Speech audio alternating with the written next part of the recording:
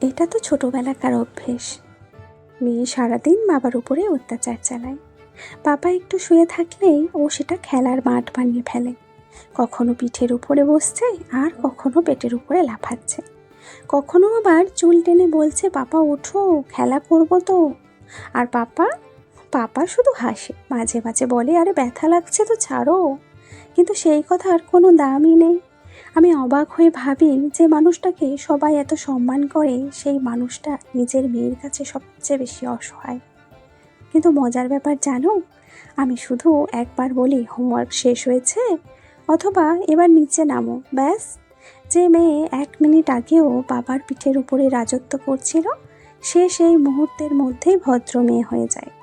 তখন বুঝি বাবা হলো মেয়ের সবচেয়ে নিরাপদ জায়গা, যার উপরে যত খুশি আবদার করা যায়, যখন যত খুশি দুষ্টুমি করা যায়, কারণ সে জানে বাবা কখনো রাগ করবে না।